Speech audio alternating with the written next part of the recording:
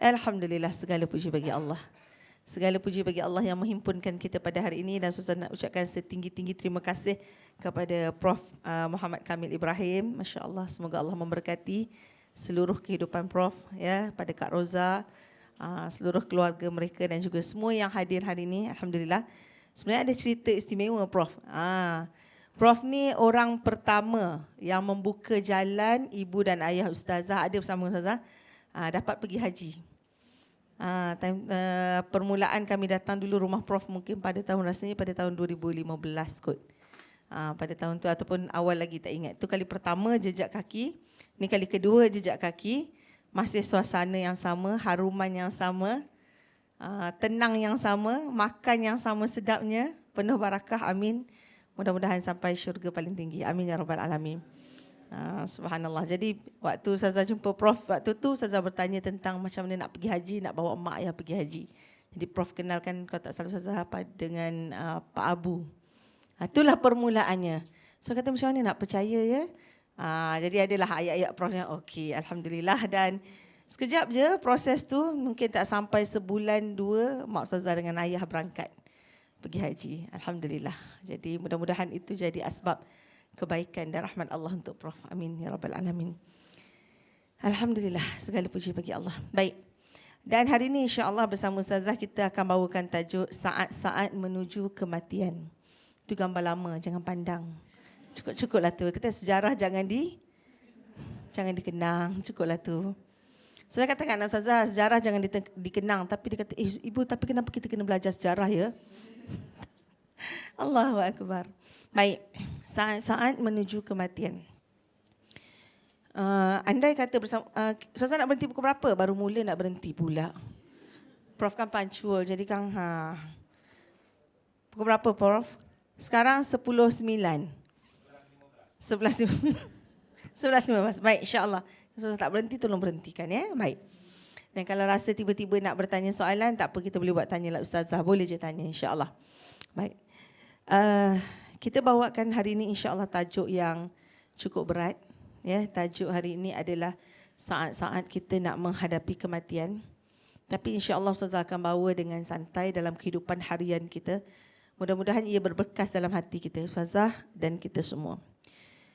Dan Nabi SAW menyebutkan, bila kita sebutkan tentang kematian, semua nikmat dalam hidup ini akan terputus. Kalau kita tengah bersembang, bergelak ketawa, kita tengah makan sedap-sedap, tiba-tiba satu orang bercerita tentang kematian, kita akan pause kehidupan kita. Kita akan rasa Allahu Akbar. Kita akan stop. Stoplah nak gelak ketawa ke, nak huha-huha. Sebab kata Nabi SAW, memang kematian ini, kalau orang yang ingat kematian sentiasa, dia akan memutuskan kelazatan kehidupan dia. Tak ada benda dah yang lebih nikmat waktu diceritakan tentang kematian. Tapi Ustazah kat depan, puan-puan dekat bersama dengan Ustazah, tuan-tuan bersama dengan Ustazah, kita masih hidup, kita masih mendengar, ya, kita masih boleh bercakap, kita masih boleh bergelak ketawa, masih boleh mengata orang lagi, sempat lagi, sebab tak mati lagi. Kan? Tapi bukan kat sini, orang lain lah cerita dia, subhanallah. Maksudnya kita masih boleh buat benda yang baik dan masih boleh buat benda yang dosa juga dalam satu yang masa, sebab kita belum menemui kematian. Tapi bagi orang yang dah menemui kematian, dia dah kaku, dia dah kena zip mulut dia, dia dah tak boleh buat apa dah pun ketika itu. Buat baik tak boleh, buat jahat pun tak boleh. Subhanallah. Pernah tak kita terbayang satu orang yang selama ni bersama dengan kita? Dialah rakan yang bercerita dengan kita, tidur sebantal mungkin dengan kita, pergi mana dengan kita, dekat tempat kerja dengan kita. Tup-tup tiba-tiba dia meninggal. Habis. Terputus segala-galanya. Dan benda tu benar tak puan-puan? Benar. Berlaku tak benda tu? Berlaku. Itu yang dipanggil kematian.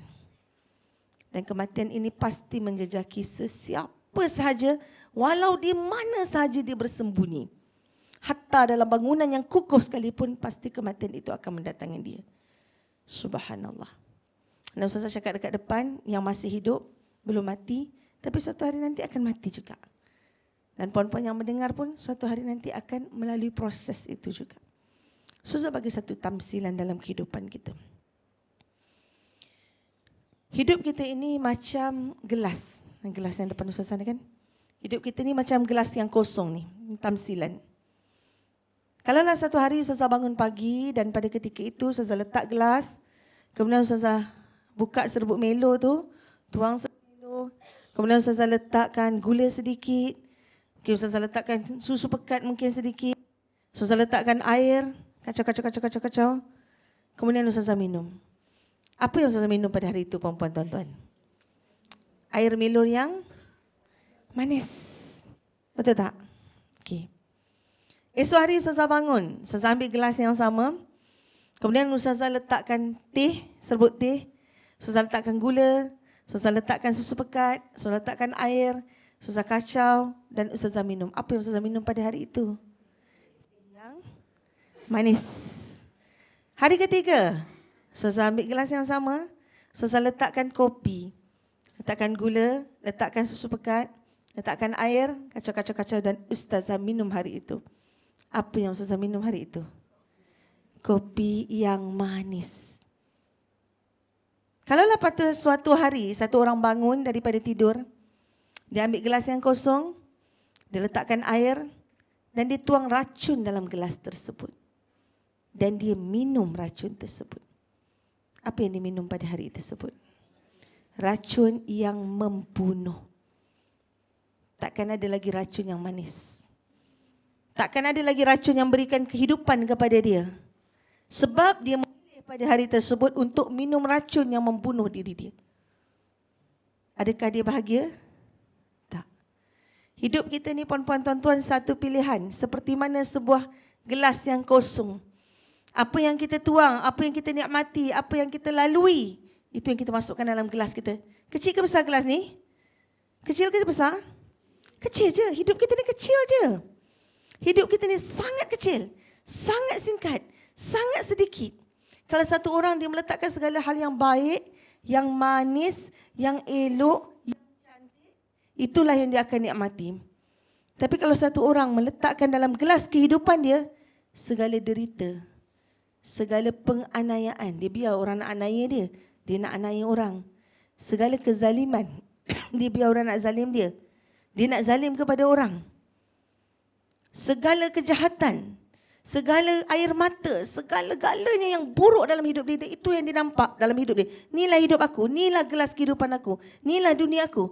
Maka dia akan mati juga dalam derita.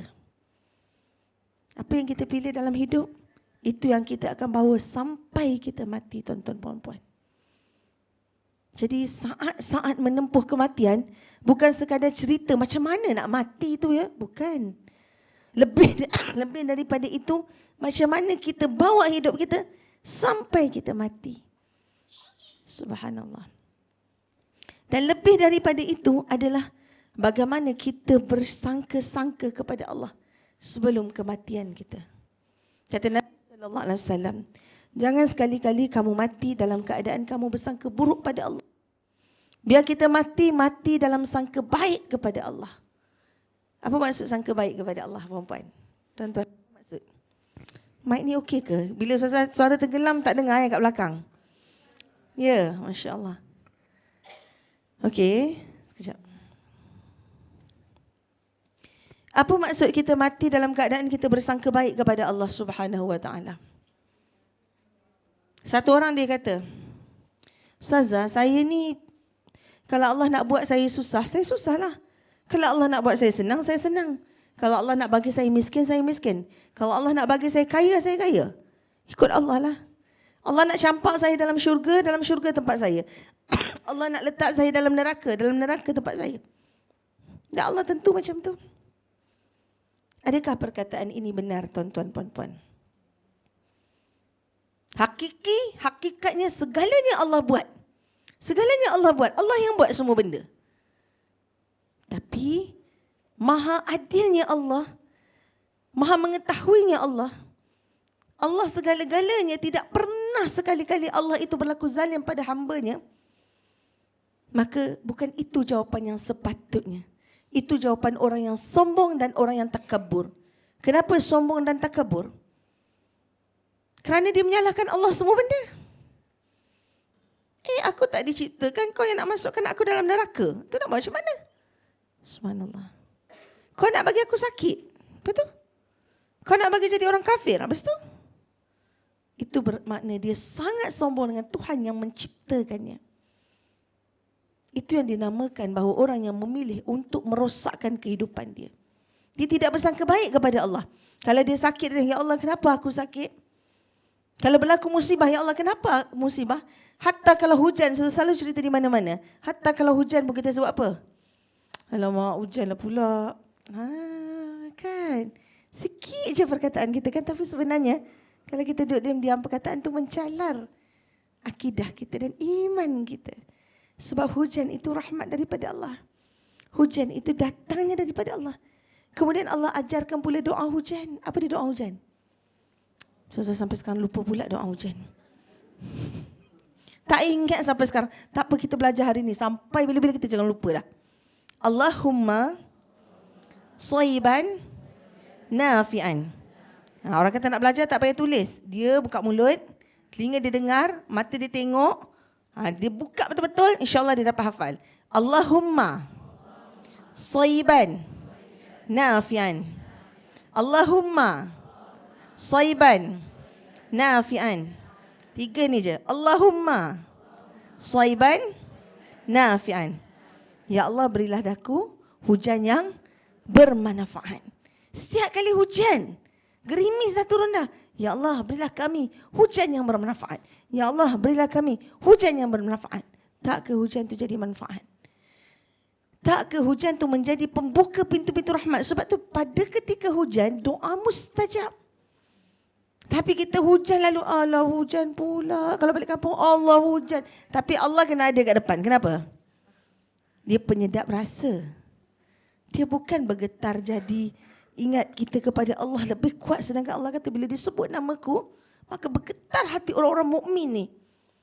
Lagi takut, lagi dekat, lagi sayang kepada Allah. Tapi tidak, Allah itu sekadar penyambung ayat. Maka sedaplah, ya Allah menyampah tengok muka dia. Ya Allah ada kat depan. Inna lillahi wa inna ilaihi raji'un. Jadi tukar budaya macam tu. Jadikan bila disebut Allah itu membawa kepada ketakutan, mengingatkan kepada kematian yang kita akan mati menuju kepada Allah nanti. Patut tak nak buat dosa. Daripada menyebut nama Allah, membesarkan lagi kemungkaran kita. Menjauhkan kita daripada Allah Subhanahu wa taala. Allahu akbar. Baik. Saya sebutkan tadi tentang orang yang komplain, banyak benda yang dia komplain, yang dia bersangka buruk, hatta hujan pun. Jemur baju, baju tak kering sebab hujan. Sedangkan pada ketika itu Allah buka pintu rahmat, maka lepas ni kita tukar cara. Kita bersangka baik kepada Allah. Sebab Nabi kata jangan mati melainkan kamu sangka baik kepada Allah. Itu baru benda kecil. Banyak benda besar lagi yang kita sangka buruk kepada Allah. Kalau kita sakit lutut kan? Sakit lutut. Jadi bila dah sakit lutut tu orang tanya, Cik, macam mana Cik? Sihat ke? Oh, lutut ni tak baik-baik. Subhanallah. Susah kita sebut. Alhamdulillah, sihat. Semua sihat. Alhamdulillah. Alhamdulillah. Sesuatu bukan menipu ke? Itu bukan menipu. Itu satu doa.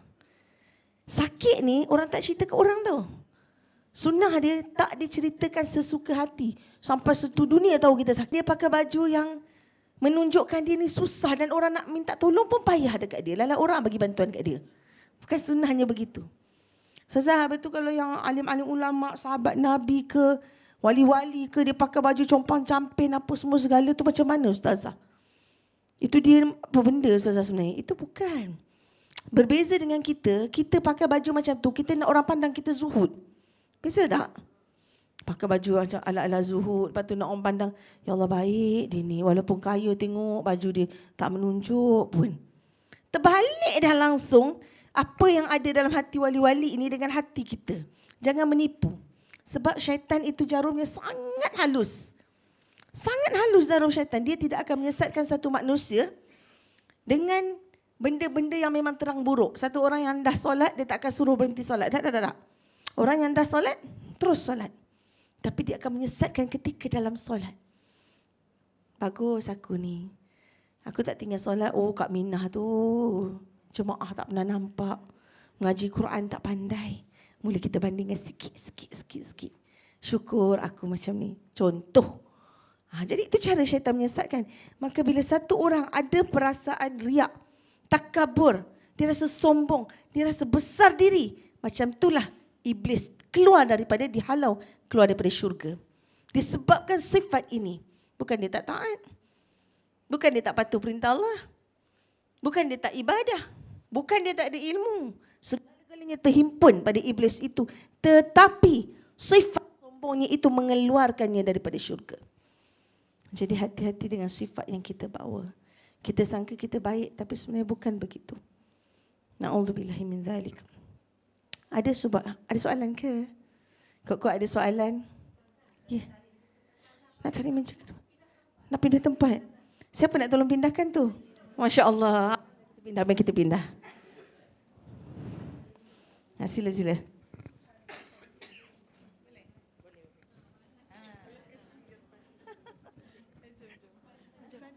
Boleh ke? Okey. Baik hati diorang kan.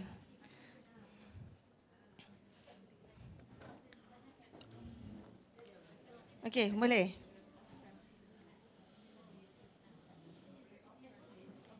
Bismillah.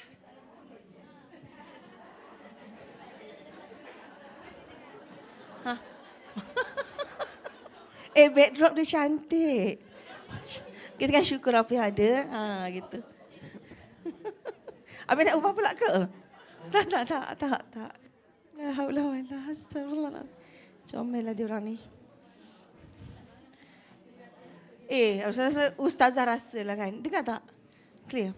Rasa macam penat saya cakap kat depan tu. Tak masuk tak otak. Sebab dia fokus nak pindahkan ustazah. Ya Allah, penat saya kalau macam ni. Okey, baik. Alhamdulillah. Okey. Apa lagi yang dia nak suruh apa lagi dia orang? Itulah cerita dia. Dah, okey, boleh. Teruskan.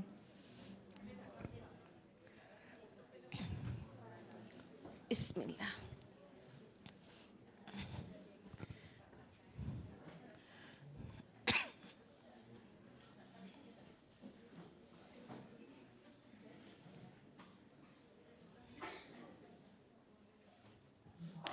Okey, Ustaz sambung ya. Kalau tak clear ke apa, bagi tahu. Baik. Bila kita sebut dalam hidup ni, satu orang yang menyebut bahawa semua dia hidup atas apa yang Allah nak lah. Saya berjalan atas takdir Allah je. Allah nak buat macam mana ke, buruk ke, baik ke, suka hatilah, saya tak kisah. Tapi hakikatnya sebenarnya orang ini menyalahkan Allah, saya sebutkan tadi kan. Dan antaranya adalah tanda-tanda kekuasaan Allah adalah Allah memberikan kepada kita akal fikiran. Allah bagi akal fikiran kepada kita untuk kita membezakan yang mana yang baik, yang mana yang buruk. Allah tak bagi buta-buta dekat kita, tapi ada akal fikiran. Sebelum kita memilih, Allah dah zahirkan kepada kita benda itu baik ataupun buruk. Sebelum kita memilih, Allah dah tahu kita nak pilih untuk masuk ke dalam syurga ataupun masuk ke dalam neraka. Allah Maha Adil. Allah dah tahu dah kita sebelum kita nak buat pilihan nak buat benda baik atau nak buat benda jahat. Allah dah tahu dah. Dia ni sebelum memilih, aku lebih mengetahui bahawa dia akan pilih benda yang jahat. Maka Allah biarkan sesuai dengan keinginan kita. Sesiapa yang mencari yang buruk dan dia tak nak kembali kepada Allah, maka Allah akan terus biarkan dia. Seperti mana dia berpaling daripada Allah Subhanahu Wa Taala. Jadi jangan sekali-kali menyalahkan Allah. Begitu juga satu orang yang terjerabak dengan dosa. Dosa dia sangat banyak, tuan-tuan puan-puan. Segala dosa dia lakukan. Tapi bila hati dia sangat berkeinginan mencari Allah, Allah akan buka jalan sebab Allah tahu dia nak pilih untuk jadi orang baik. Dan takkanlah Allah sengaja nak mencampakkan dia ke dalam neraka. Tidak sama sekali. Allah tidak pernah zalim. Selalu semak dalam fikiran kita, Allah tidak pernah zalim. Itu yang kita letakkan dalam fikiran itu. Itu dinamakan sebagai bersangka baik kepada Allah Subhanahu Wa Taala. Ada sebuah kisah ni. Ada satu orang wanita, dia berkahwin dalam usia yang muda, lebih kurang 20-an. Dan selepas berkahwin saja, tak lama selepas itu baru menikmati fasa bulan madu, baru jadi pasangan pengantin yang penuh dengan impian, penuh dengan angan-angan, penuh dengan mimpi, macam-macam kegembiraan yang dia nak dalam hidup dia. Tiba-tiba suami dia aksiden dan lumpuh. Dia jaga suami dia ni selama 40 tahun. Kahwin dah muda umur 20-an, jaga suami 40 tahun, tak berjalan suami ni. Dia usaha macam-macam cara. Buat fisioterapi, ulang alik, pergi hospital apa semua untuk memastikan suami dia dapat berjalan sekurang-kurangnya. Musnah tak angan-angan dia sebagai pengantin baru? Keinginan dia nak bahagia, mimpi-mimpi dia selama ni dah tak ada dah. Sebab kahwin-kahwin suami aksiden, kahwin-kahwin suami terus duduk atas kursi roda, kahwin-kahwin suami terus terlantar. Dan dia menjaga pula 40 tahun tanpa jemu, perempuan tuan-tuan. Dan ketika dia menjaga tersebut dalam keadaan tanpa jemu, dia menjaga suami dia yang sakit tadi, ditakdirkan Allah lepas 40 tahun. Kalau lepas 40 tahun umur dia berapa? 60 tahun, subhanallah. 20 tahun awal jadi pengantin baru, 40 tahun suami lumpuh jaga. Dia bekerja keras untuk suami dia tadi, anak tak ada. Kemudian tiba-tiba Allah takdirkan, ini takdir Allah, suami dia tu sihat. Masya Allah, boleh berjalan. Walaupun tak sempurna, berjalan sikit bertatih. Gembira tak isteri ni? Dia kata tidak ada satu hari pun yang dia tidak angkat tangan kepada Allah berdoa, ya Allah, aku nak esok hari aku bangun pagi, aku dapat melihat suamiku dapat berjalan seperti biasa. Setiap hari tanpa gagal, itu doa dia. Itu harapan dia kepada Allah. Itu sangka baik dia kepada Allah. Betapa baiknya wanita ini, subhanallah. Dan suami dia walaupun dalam keadaan lumpuh tersebut, melihat isteri dia sebagai satu nikmat yang sangat besar Allah hantar. Ya Allah, ini isteri yang baik, ini isteri yang salihah, dia korban untuk aku 40 tahun. Daripada muda sampai usianya tua, menjaga aku tanpa pernah jemu dan tanpa bersangka buruk kepada takdir Allah. Jadi dapatlah berjalan suami dia ni untuk beberapa tahun. Ditakdirkan Allah selepas itu, suami dia aksiden kali kedua, lumpuh kembali. Sampai sekarang. Besar tak ujian orang ini? Besar. Dan dia terus lagi bertahan dengan bersangka baik kepada Allah bahawa pasti dan pasti suami dia akan pulih kembali. Walaupun usia mereka, kalau ikut kira-kira seperti mana Nabi sebutkan usia kematian Nabi, wafatnya Nabi itu dalam usia 60-an, 63 dan sebagainya. Walaupun usia itu menghampiri ambang kematian, tapi putus asa tidak ada, sangka buruk kepada Allah tidak ada. Usaha terus kepada Allah untuk dapat redha dan kasih sayang Allah.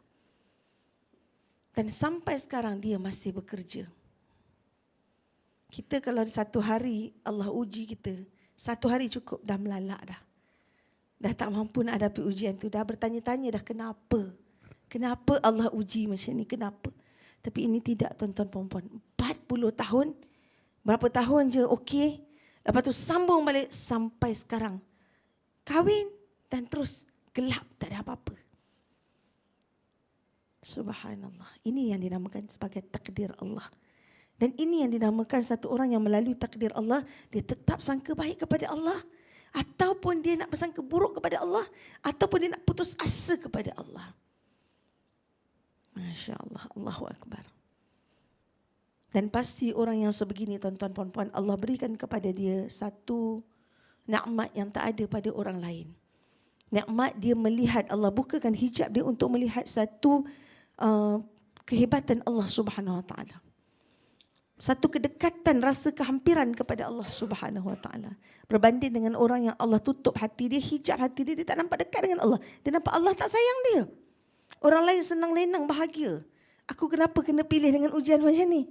Kenapa aku? Bukankah tidak adil itu semua? Itu berbeza orang yang Allah berikan kebaikan kepada dia, atau Allah berikan nikmat, keburukan kepada dia. Na'udzubillah min dzalik. Baik, ada soalan ke? Tak ada, saya sambung. Dia seperti mana kasih sayang Allah ni tuan-tuan puan-puan. Seperti mana satu orang ibu yang melahirkan anak. Kita seorang ibu, kita lahirkan anak. Adakah lepas lahirkan anak tu kita nak campak anak kita dalam neraka, dalam api? Tak. Adakah lepas lahirkan anak tu buka api gas tu, panggang anak hidup-hidup? Sanggup? Ya Allah, na'udzubillah min dzalik. Seorang ibu tak akan buat begitu. Itu cerita pasal kasih sayang ibu yang sangat sedikit, tak boleh dibanding dengan kasih sayang Allah Subhanahu Wa Taala. Adakah Allah menciptakan kita untuk memasukkan ke dalam neraka? Tentulah tidak. Melainkan Allah memberikan kita akal. Allah berikan kita fitrah. Allah berikan kita nafsu. Allah berikan kita rasa panca indera untuk membezakan. Nak memilih untuk taat kepada Allah ataupun ingkar perintah Allah. Maka di situlah keadilan Allah Subhanahu Wa Taala. Jadi jangan sekali-kali menyalahkan Allah dalam apa sahaja urusan kehidupan kita dunia dan akhirat. Itu namanya sangka baik kepada Allah. Allahu Akbar. Dan kata Nabi SAW, saya ulang balik semula tadi. Saya kata, Nabi kata kalau kita nak mati, mati ini dalam keadaan kita sangka baik kepada Allah Subhanahu Wa Taala. Bagaimana satu orang Muslim, mukmin, orang Islam, satu orang manusia, tak kisahlah Islam ataupun bukan Islam, dia nak menghadapi kematian. Ini saat-saat kita nak menghadapi kematian. Tadi kita sebut daripada awal, kehidupan kita, apa yang kita isi dalam kehidupan kita. So, buat tamsilan gelas tadi kan, manis atau derita. Apa yang kita pilih dalam hidup kita? Satu orang yang dihidup dengan cara buruk, insya-Allah dia mati cara buruk. Satu orang dihidup dengan cara baik, insya-Allah dia mati dengan cara baik. Tapi ada keadaan satu orang yang nampaknya hidup cara buruk, matinya cara baik. Ada orang yang nampaknya hidup cara baik, mati cara buruk. Sebab apa? Allah lebih mengetahui rahsia hamba-Nya. Kita tak tahu. Kita tengok story, ya Allah, teruknya dia mati. Macam manalah hidup dia dulu. Subhanallah. Kita boleh sampai situ saja borderline kita. Tapi kita tak tahu apa rahsia dia. Tak tahu, hanya Allah dengan hamba-Nya. Sebab tu jangan mengukur kematian orang. Jangan menghukum satu orang yang mati. Jangan bercakap buruk tentang satu orang jenazah. Kerana kita juga akan jadi jenazah. Kita pun tak tahu apa orang akan cakap pasal kita. Jadi bercakap hal-hal yang baik tentang satu orang jenazah. Dia sedang menghadapi saat yang paling sukar dalam hidupnya. Ketika dia menghadapi kematian. Satu sedekah daripada orang mukmin adalah bercakap benda yang baik dan mendoakan benda baik pada orang yang menghadapi kematian. Mudah-mudahan dengan doa kita akan memudahkan, meringankan saat sakit dia. Dan esok kalau kita mati, ada orang sedemikian juga yang akan mendoakan dan meringankan kesakitan kita. Sebab tu mulut kena jaga. Lidah kena sangat jaga. Pandangan mata ni kena sangat jaga. Masuk rumah orang, buat macam buta. Telinga macam pekak. Itu adab masuk rumah orang. Bukan masuk rumah orang paling celik kita lah, ya Allah. Telinga paling dengar kita lah, ya Allah. Bukan. Subhanallah. Baik. Bagaimana satu orang menghadapi saat-saat kematiannya? Ketika sakarat datang kepada kita ataupun sakaratul maut datang kepada kita. Ruh kita ini akan ditarik daripada kaki. Tarik pelan-pelan, malaikat akan datang ni. Tarik pelan-pelan dari kaki, kita akan terasa berat dah, tak boleh nak bergerak.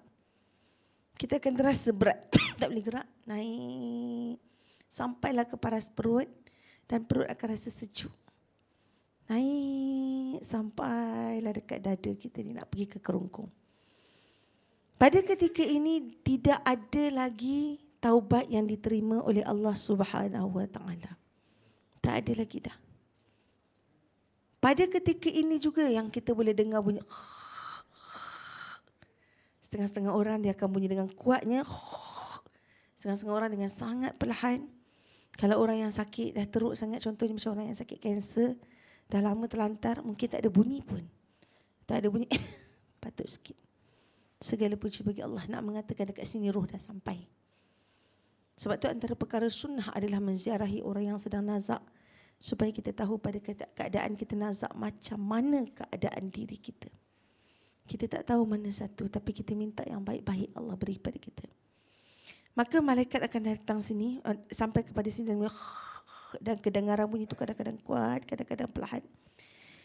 Dan orang yang mengalami sakarat ini sakit sangat-sangat, tapi roh orang-orang mukmin ini dia akan laju, kata Nabi sallallahu alaihi wasallam, seperti mana air yang dituang ke dalam bekas.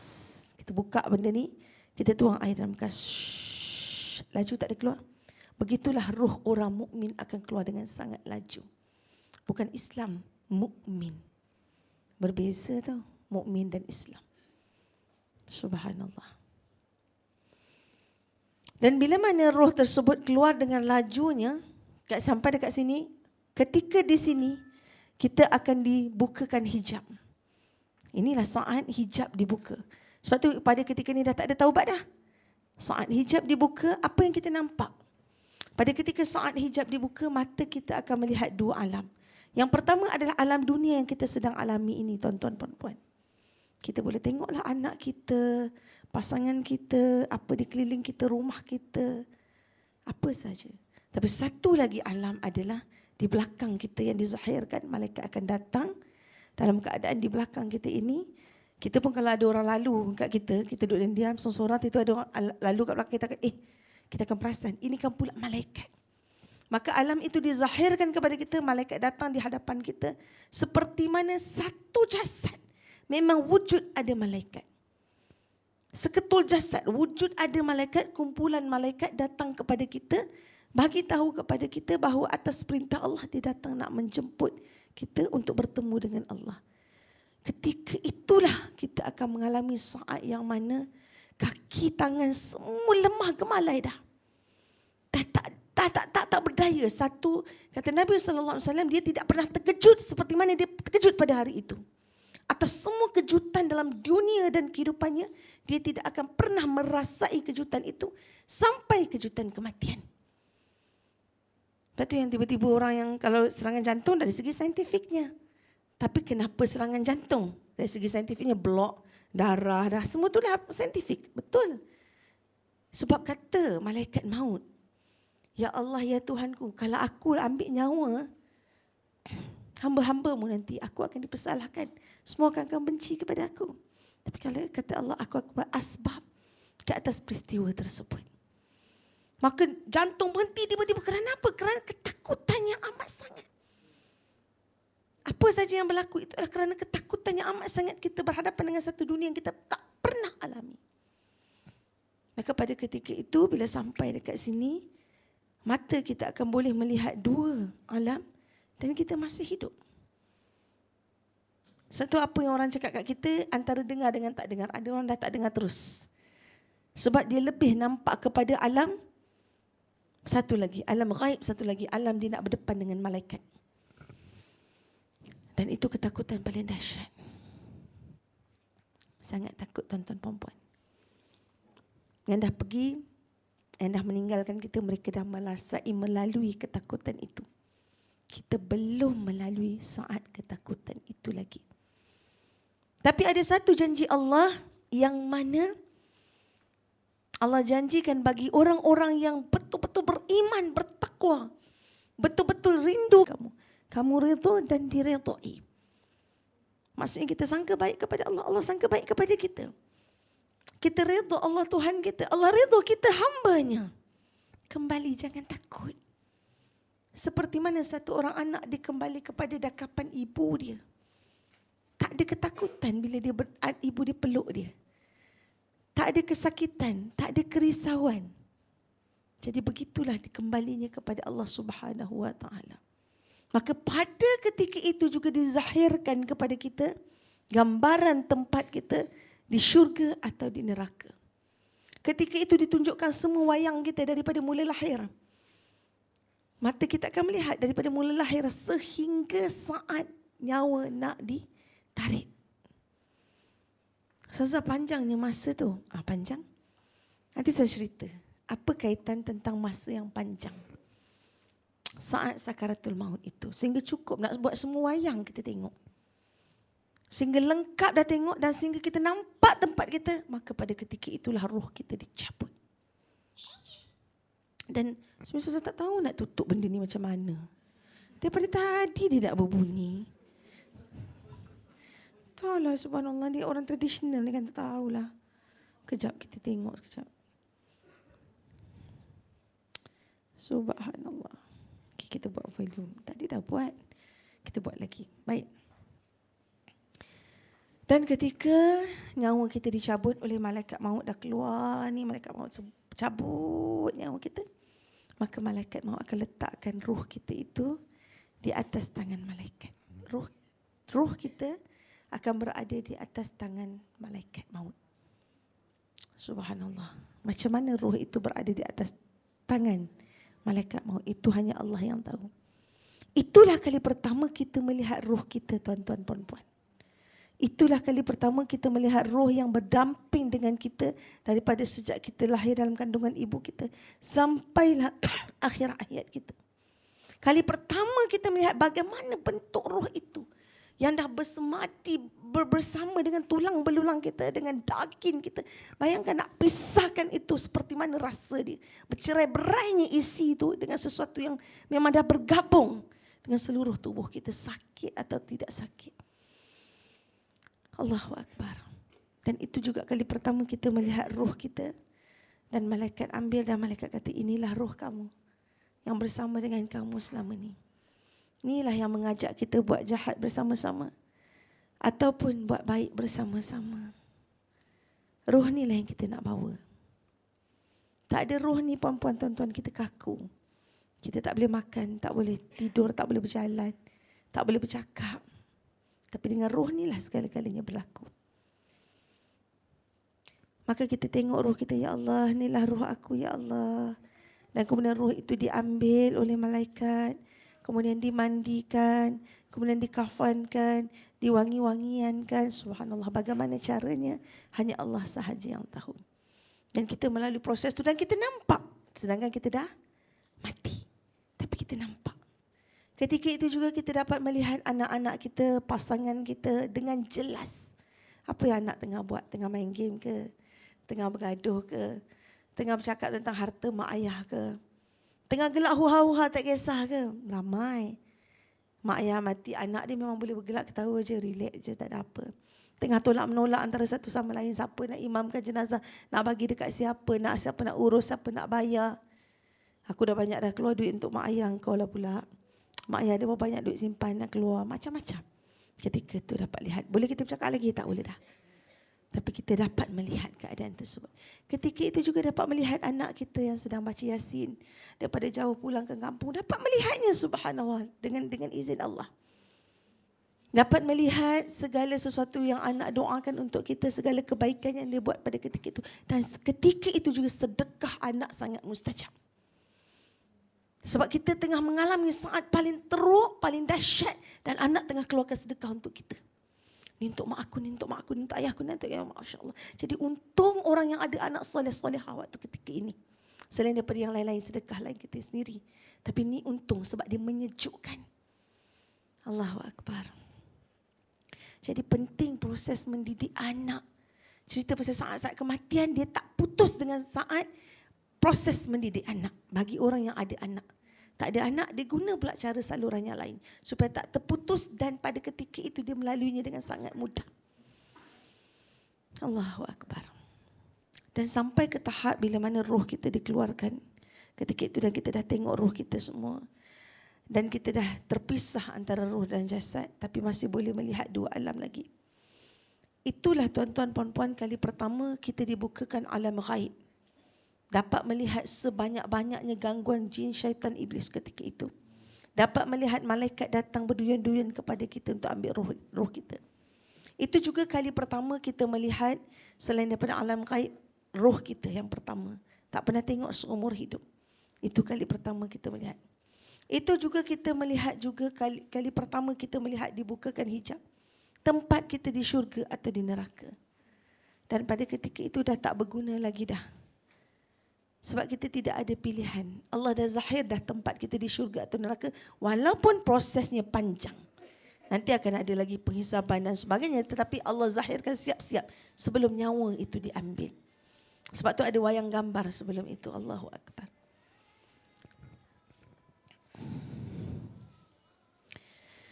Dan bila disebutkan ketika ini tuan-tuan puan-puan berkaitan dengan roh kita yang dah keluar. Kemudian jasad kita dimandikan. Tadi roh kita dimandikan. Jasad kita dimandikan, dikafankan, disemayangkan. Masuk kita ke dalam liang lahat, ditanam. Kemudian orang-orang membawa kita masuk ke dalam liang lahat, dikuburkan, dibacakan talqin. Kemudian ditinggalkan kita. Kalau adalah orang yang tidak tinggalkan kita. Misal kata disebutkan 7 langkah mereka pergi, maka malaikat akan mula bertanya. Tapi kalau ada orang tak tinggalkan kita, dia duduk kat situ, anak tu duduk daripada pagi sampai ke malam, sampai esok dia duduk kat tepi kubur kita. Adakah malaikat tak datang bertanya? Malaikat tetap datang bertanya. Kerana disebutkan pada sekian-sekian waktu tertentu. Itu adalah antara urusan malaikat. Kalau satu orang itu mati dia mati lemas dalam laut yang tak jumpa lagi dah jasad dia. Ataupun dia mati di udara, tak jumpa lagi jasad dia. Atau di mana sahaja yang tak dijumpai lagi dirinya, tetap ada padanya alam barzakh. Maksudnya tetap ada hari kebangkitan untuk dia. Dia dibangkitkan kembali dan dia dihidupkan, dimasukkan rohnya kembali ke dalam jasadnya. Dan kemudian ada soal jawab di antara malaikat. Macam mana keadaan tu? Segala puji bagi Allah, kita tak tahu. Setakat itu sahaja yang kita tahu. Kerana bila Nabi SAW ditanya tentang roh, maka kata Nabi SAW, apa yang Allah ajar pada Nabi sahaja yang Nabi boleh sampaikan. Hanya sekadar itu. Ada pun orang yang mati di dunia, kemudian dimasukkan ke dalam liang lahat, dimasuk dalam liang lahat, pada ketika itu dikuburkan. Kemudian ketika sebelum dia nak disoal jawab dan sebagainya, dimasukkan rohnya, dia bangkit. Mayat itu bangkit dalam keadaan dia duduk dan dia mengipas-ngipas arah-arah kain dia dan sebagainya, kain kafan dia dan sebagainya. Bagaimana dia boleh bangkit? Hanya Allah yang tahu. Adakah dia bangkit dalam keadaan duduk? Jelas bagaimana? Hanya Allah sahaja yang tahu. Tapi dia bangkit dalam keadaan dia rasa bahawa dia bangun daripada mimpi. Tuan-tuan, puan-puan, kematian ini adalah kita rasa kita mimpi, sepijik mimpi. Tapi sakitnya tu kalau kita kena kejar anjing, contoh anjing gigit, sakit tak? Sakit dalam mimpi. Kalau kita kena bunuh, contoh dalam mimpi, sakit dalam mimpi. Kalau ada benda-benda apa berlaku yang dalam mimpi kita yang sakit, maka sakitlah rasanya itu begitu. Kematian, apatah lagi mimpi yang sangat mengerikan, yang menyakitkan, yang benar-benar terasa sangat-sangat. Akhirnya bila dapat bangkit tu, kita rasa kita dah bangkit daripada mimpi. Pernah tak ada orang mimpi dalam mimpi? Dia mimpi, kemudian dia rasa dia dah bangun dah, tapi rupanya mimpi lagi. Kita nak keluar daripada mimpi, tak boleh. Tapi hakikatnya kematian ini memang tak boleh keluar terus. Tak ada jalan keluar lagi dah. Maka meraunglah si mayat tadi ini, jenazah tadi. Meraunglah dia panggil, mak, mak, mak. Ayah, ayah, ayah. Along, tolong ibu, along, tolong, tolong. Semua keluarga dia sebutkan nama. Sebab bila dia kibas-kibasnya hanya ada tanah dan tak ada siapa dekat kelilingnya, sedangkan dia rasa dia dah bangun. Sedangkan dia rasa dia dah bangkit daripada mimpi. Tapi tak ada katil dia. Tak ada rumah dia. Tak ada orang di sekeliling dia. Tak ada siapa di depan mata dia. Maka sekali lagi dia akan menjerit ketakutan yang amat sangat. Yang tak boleh didengari oleh mana-mana manusia pun. Allahu Akbar. Benar tak benda tu? Benar. Kenapa benar? Kerana kita perlu beriman pada segala hal-hal yang gaib yang belum berlaku kat kita. Tapi Allah dah ceritakan dengan jelas dalam Al-Quran. Sangat menakutkan. Kalau kita masih mimpi lagi dan boleh keluar daripada mimpi, alhamdulillah. Kita ada peluang hidup.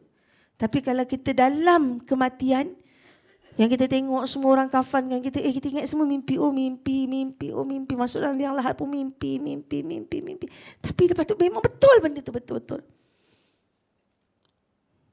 Jadi sebelum kita nak menghadapi saat yang penuh ketakutan ini, maka bersedia dengan amal soleh.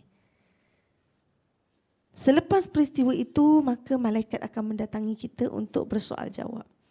Beruntung bagi orang yang satu soalan lepas.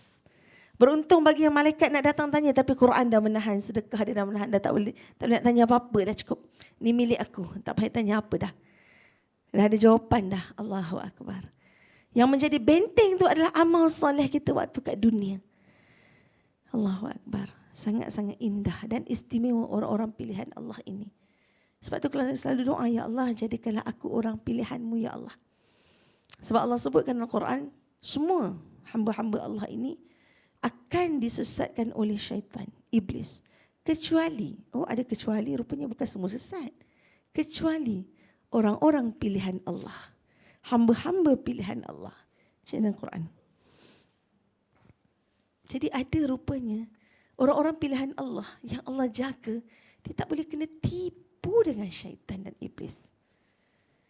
Dan Allah sebut, tipu daya iblis itu apa? Apa dia? Isi tempat kosong. Terus ada kuis rupanya. Tipu daya iblis itu apa tuan-tuan perempuan?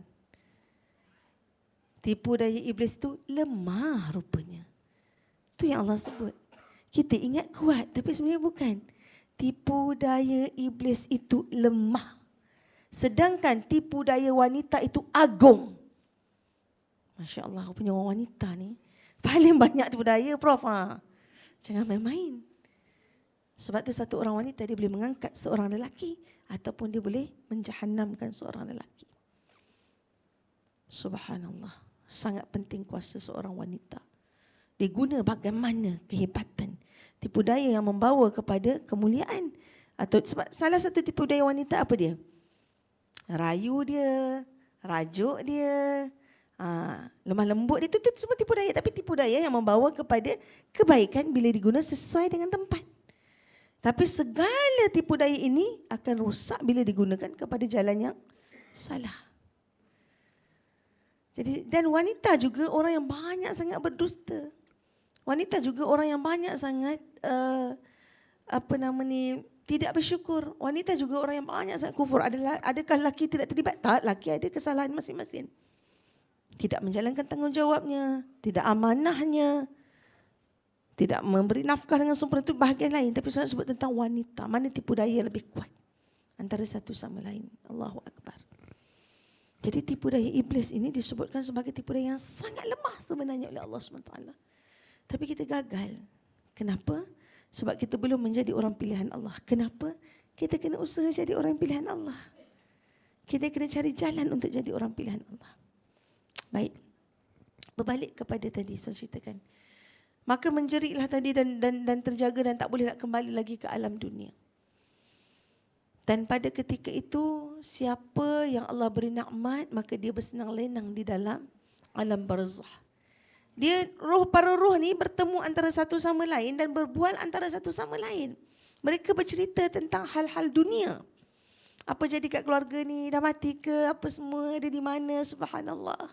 Atas izin Allah. Mereka ada dunia mereka tersendiri.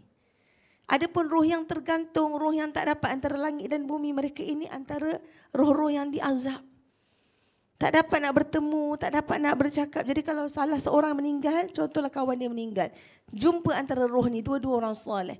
Mana kawan kita yang seorang lagi tu? Oh, tak ada dekat sini, tapi dia dah meninggal. Allahu Akbar. Maka sedihlah roh ini sebab tahu bukan dekat sini tempat dia. Tempatnya di satu tempat yang lain yang sedang diazab oleh Allah SWT. Jadi itu antara hal-hal yang berlaku di alam roh selepas kematian yang kita tak dapat nak tahu lebih lagi. Tapi cukuplah sekadar kita tahu bahawa kita akan melalui proses tersebut. Tamsilan dia begini, puan-puan, tuan-tuan. Kalaulah dekat dunia ni, kita dulu mak kita mengandungkan kita. Kita pun mengandung, ada anak. Tapi dulu kita pernah duduk dalam perut mak kita. Kita ingat tak apa yang berlaku dalam perut mak kita? Ada siapa ingat? Prof ingat, Prof? Kau ada kuasa kan, kasyaf ke kan? Apa yang berlaku dalam perut mak kita? Macam mana cara kita makan waktu tu? Duduk dalam air, tahu air. Macam mana kita boleh duduk dalam air, bernafas dalam air tu, berpusing-pusing dalam air tu. Tapi benar tak kita pernah duduk dalam perut mak kita? Benar. Macam mana tahu benar? Kita tengok perut orang lain. Oh, dia pun mengandung. Oh, keluar anak lepas tu. Okey, betul dah. Tapi apa berlaku dalam perut tu? Kita tengok dekat scan. Bagi yang boleh tengok scan.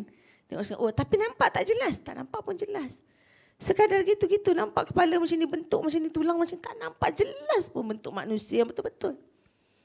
Tapi perkara itu benar. Allah hanya tunjukkan sikit je ilmu Allah tu kepada kita. Sangat sedikit pun kita tak syukur. Dan selamat tak kita dalam perut mak kita tu? Selamat.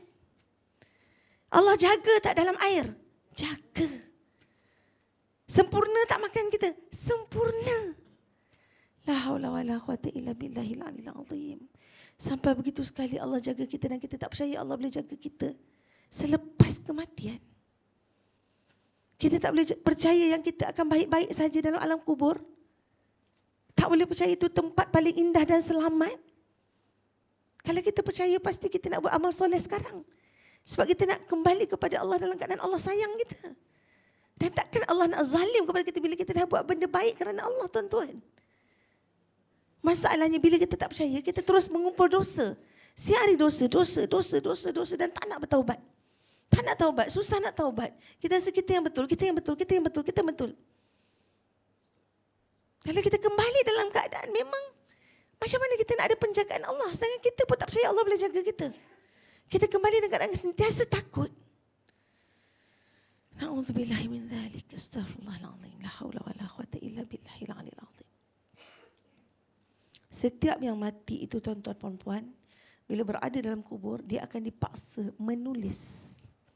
Kita akan bangkit dalam keadaan kita menulis semua dosa kita A to Z.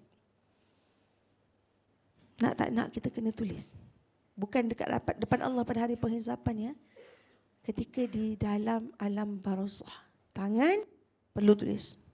Maka tangan kita tak nak tulis sebab malunya kita setiap satu dosa kita nak tulis, tak mahu, tak nak.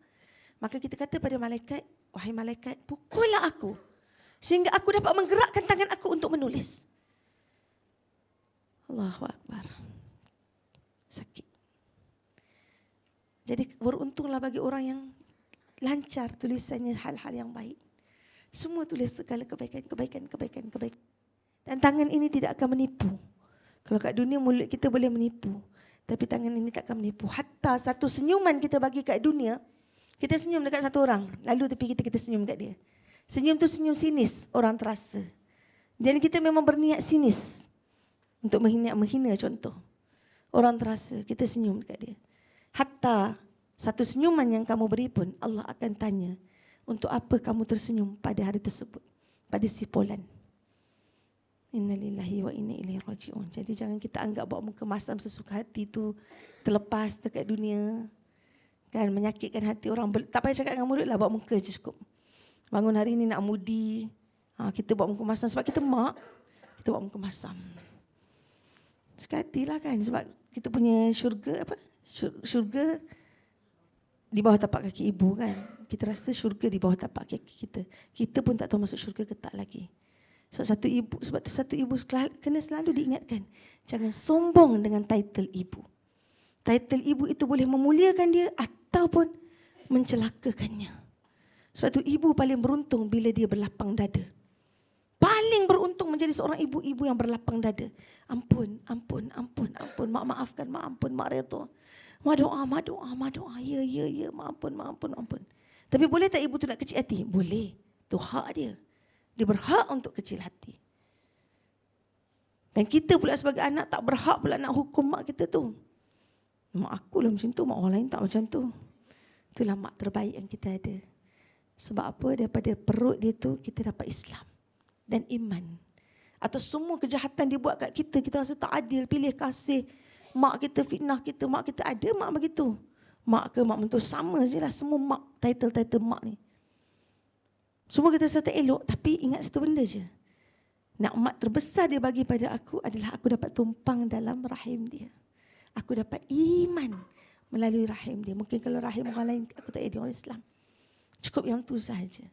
Tetap buat baik, tetap maafkan, tetap redha. Subhanallah. Sebab kalau kita cerita pasal kematian ni, tuan-tuan perempuan, dia sangat bersangkut baut dengan semua benda. Tak boleh nak lari.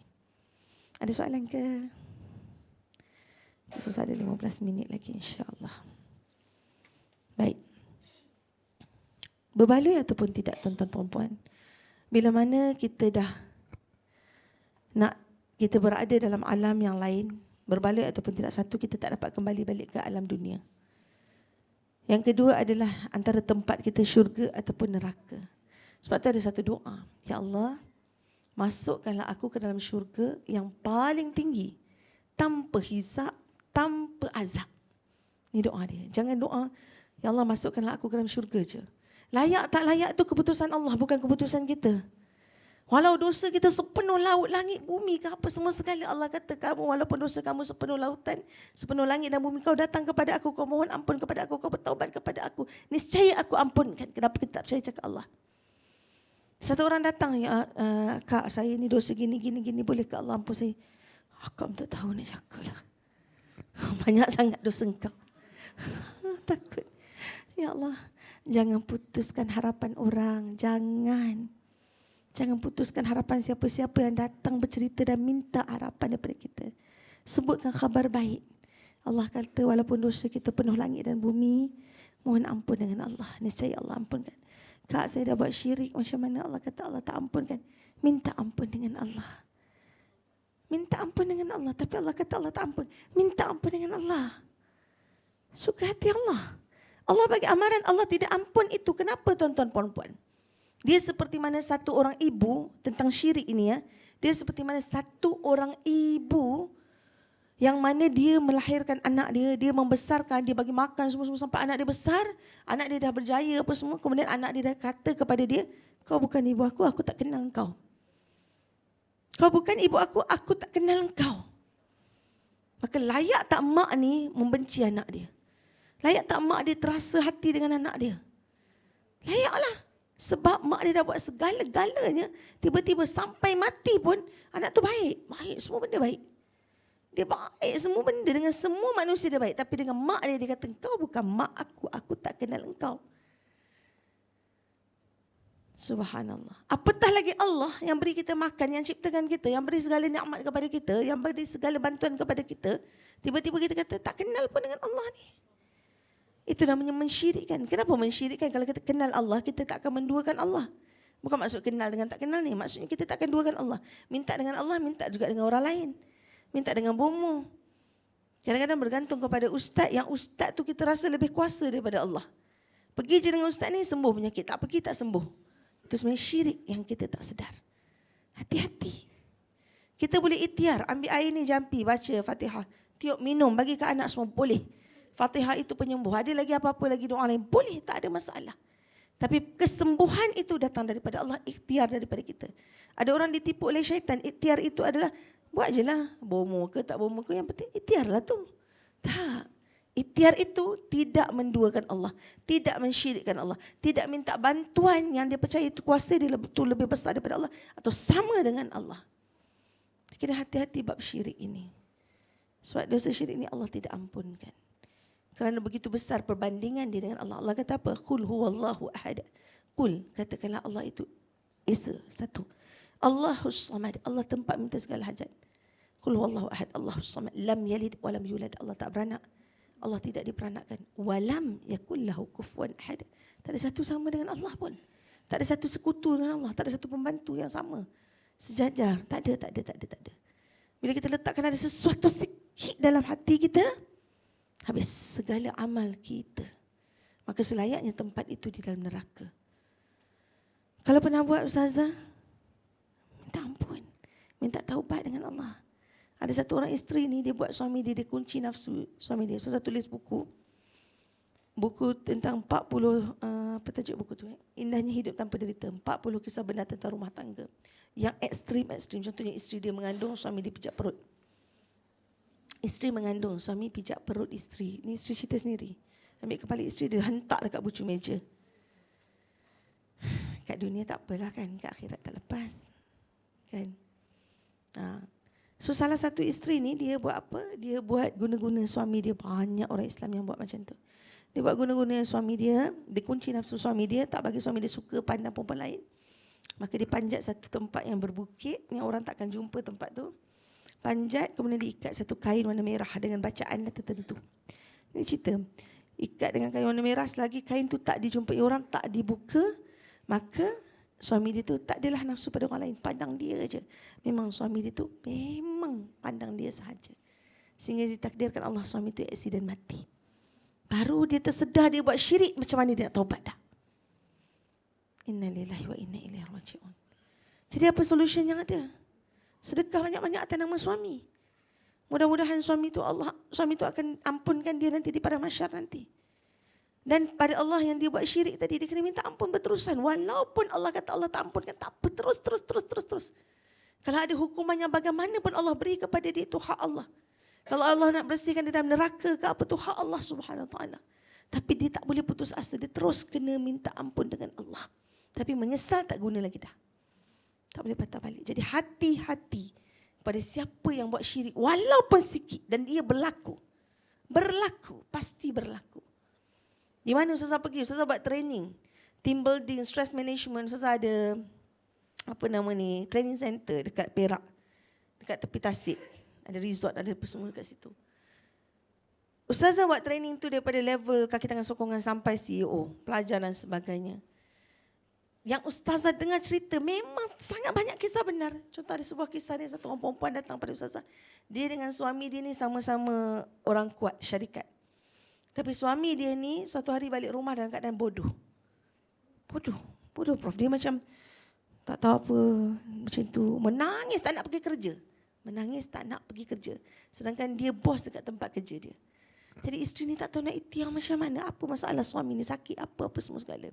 Tak nak, takut pergi kerja.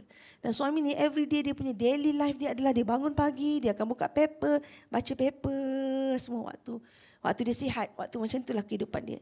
Tapi dia tak baca paper langsung dah, yang baca tu isteri dia. Setiap hari akan bagi info. Sejak dia jadi bodoh nak duduk kat rumah tu. Pergilah berubat merata, akhirnya ustaz kata memang ada orang buat dekat dia. Nak buat tu sampai mati, ustaz tak boleh buat apa. Sampai situ je ustaz boleh bantu. Mohon banyak-banyak dengan Allah Ta'ala. Dan kalau nak tahu, pergi doktor semua, dia sihat.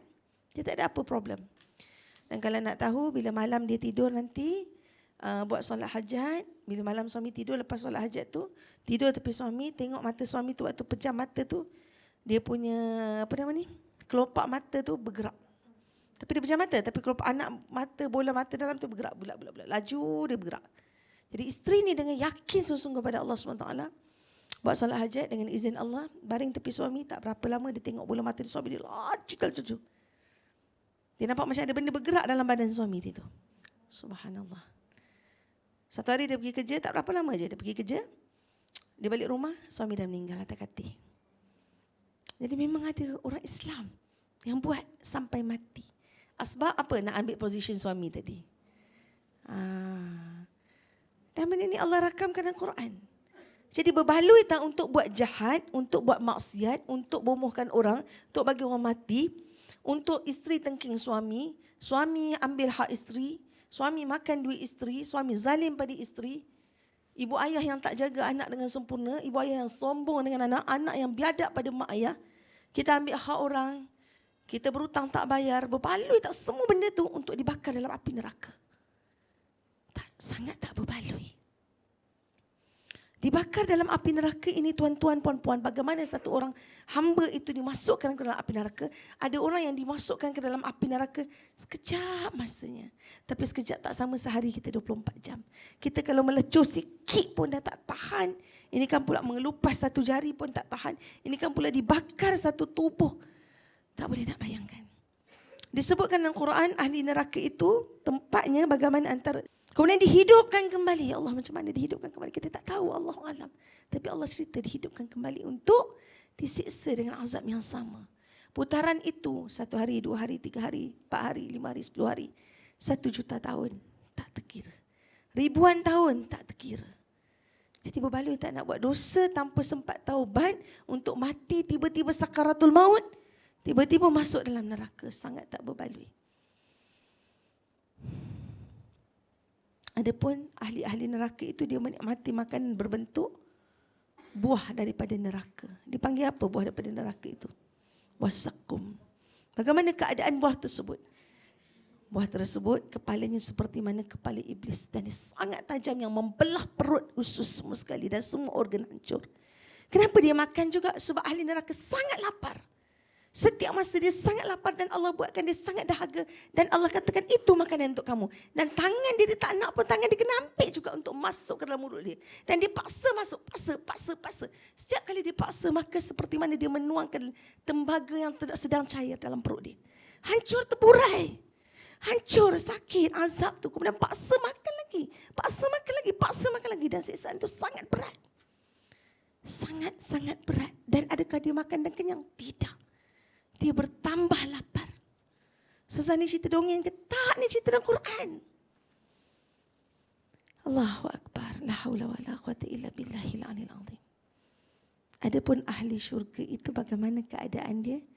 Sentiasalah dia berada dalam keadaan tenang, lapang, gembira, bahagia. Tak ada lagi kesusahan buat dia. Ditanya oleh Allah Subhanahu Wa Taala, adakah kamu di dunia dulu pernah susah? Tak pernah ingat ya Allah pernah susah. Tak pernah ingat satu kesusahan pun kat dunia. Tak ada satu pun.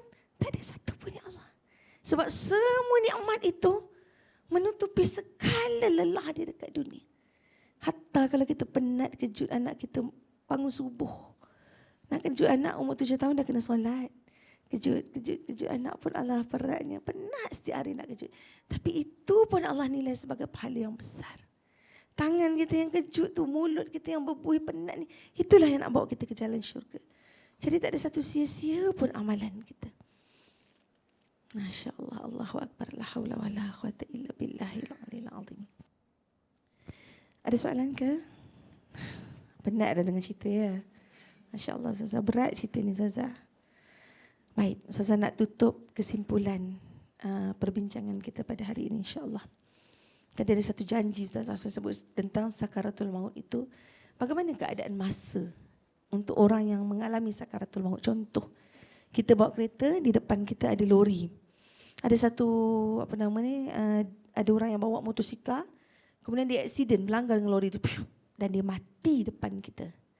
Kita kat sini kan, kereta kita tak kena apa-apa. Dia tu depan kita mati, kita nampak langgar dengan lori, trailer. Bila sakarat dia? Bila sakaratul maut dia? Waktu langgar lori ya, tapi lama kan. Dia nak tengok semua benda, malaikat datang kepada dia macam mana? Bila sakarat dia? Itu yang dipanggil masa milik Allah. Saya bagi satu contoh. Kalau kita tidur satu hari 8 jam, 6 jam atau 8 jam. Kita naik atas katil, baca bismillah, baca doa apa semua, kita pun tidur. Kita pun tidur 8 jam. Lama ke sekejap kita rasa kita tidur tu? Adik pandai. Okay. Sekejap sebab apa? Kita baru pejam mata, betul tak perempuan? Tambah kita penat. Baru pejam mata, dah bangun dah. Dah pagi dah. Betul tak untuk orang yang tidur? Tapi kalau ada satu orang tunggu sebelah kita 8 jam. Kita tidur, dia tunggu sebelah kita. Lama sangat dia nak tunggu 8 jam berakhir. 12, 1, 2, 3, 4, 5, 6, lama sangat. Itulah namanya masa milik Allah. Ia berbeza bagi orang yang Allah pilih dengan cara berbeza. Orang yang mengalami sakaratul maut, masanya itu sangat panjang, dia je yang rasa. Sehingga komplit malaikat datang berbual dengan dia, berbicara dengan dia apa semua segala. Sehingga komplit semua yang dia tengok semua-semua, tempat dia semua. Dia nampak roh apa semua-semua. Baru dia kembali kepada Allah. Tak komplit, dia tak kembali kepada Allah. Masa kita yang melihat yang terhijab ini, satu saat dia mati dah. Pak, mati. 5 minit dia nak mati, matilah. Tengok sakarat dia 1 jam, matilah. Kita tengok macam tu. Itulah masa milik Allah, tuan-tuan puan-puan. Jadi tak ada lagi persoalan. Kenapa? Kata ada sakaratul maut, kata ada gini, kata ada gini. Apa yang dia alami, apa yang dia alami. Tapi begitulah keadaan, subhanallah. Allah boleh buat apa sahaja. Kerana pandangan mata kita ini terbatas. Pandangan mata kita terbatas. Ilmu kita terbatas. Pengetahuan kita terbatas. Kecuali apa yang Allah ajarkan kepada kita. Apa yang Allah beritahu kepada kita. Okay. So, saya rasa setakat itu sahaja. Jadi, ya. Ayah sila.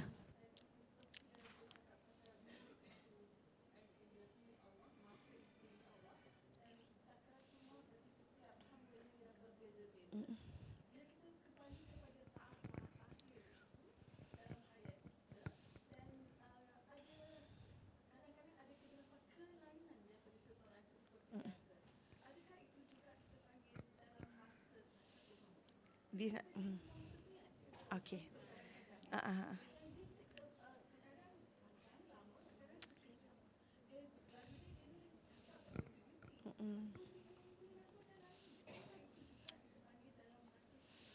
Okey, sakaratul maut tu pada ketika itu je. Itu sakarat untuk dia. Kalau dia duduk terlantar lama, belum sakarat lagi datang kat dia. Sakarat ni sangat masa yang sangat fix.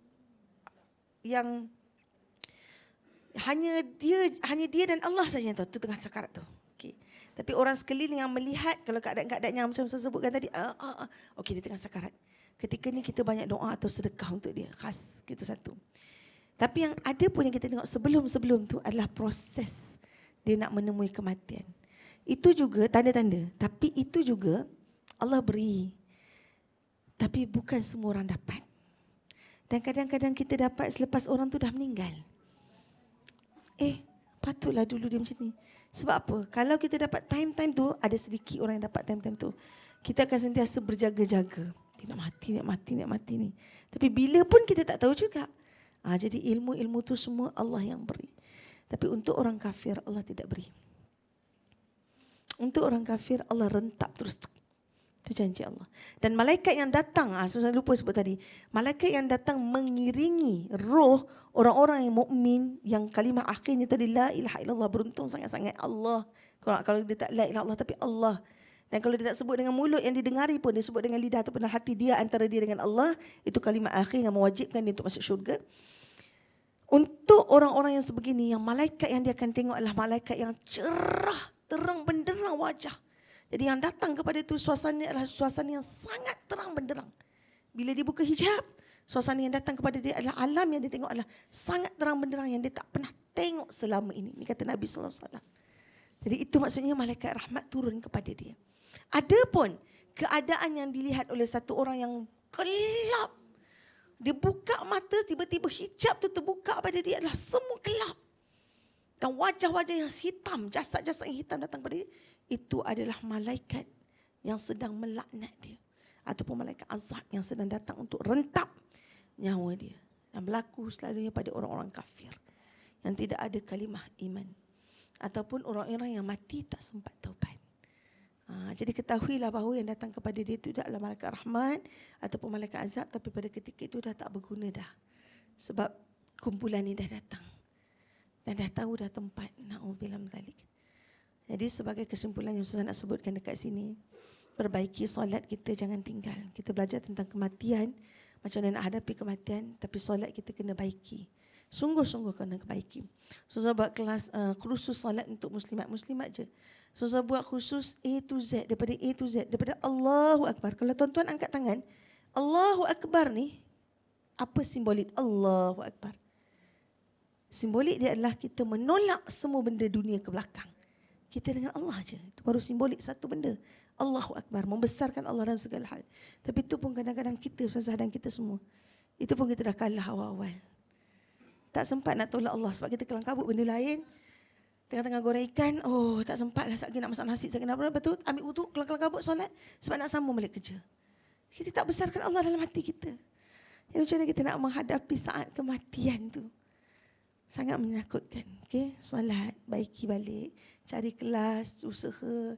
Daripada kita tengok YouTube apa-apa macam-macam lah, cerita drama lah, kisah rumah tangga orang ke, kita cari tentang solat. Kemudian apa amal soleh lagi, puasa, mengaji Quran satu hari satu juzuk ni 20 muka surat. Tak mampu buatlah 10 muka surat, tak mampu 5 muka surat. Kena ada KPI. Lepas tu mengaji Quran, belajar, cari guru, bayar duit sikit, bayar duit banyak lagi bagus. Jangan kedekut bab-bab ilmu ni. Benda lain kita boleh makan sekali pun mahal kita bayar. Tapi bila nak bayar dengan guru ataupun orang yang mengajar agama ni, takkanlah tu pun kira. Kita kata orang yang ajar agama tu dia berkira. Pada kita berkira, kita tak sedar. Kan, Ustazah ni kan mengaji. Takkanlah Ustazah nak ambil duit banyak. Mahalnya mengaji. Allahu Akbar, jangan berkira waktu ni. Tu yang nak tolong kita dalam kubur. Tak ada siapa boleh tolong dah waktu tu. Jangan kita lazim mengaji dengan cara yang salah, tajwid yang salah. Acik ni mulut dah apa, lidah dah apa, kerah tak boleh ngaji dah. Boleh. Tak pandai ngaji pun boleh ngaji. Boleh khatam, jangan rasa tak boleh. Kemudian kita baiki zikir. Paling basic.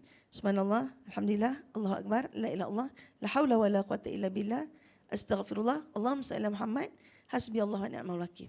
100, 8 zikir ni jangan tinggal. Setiap hari.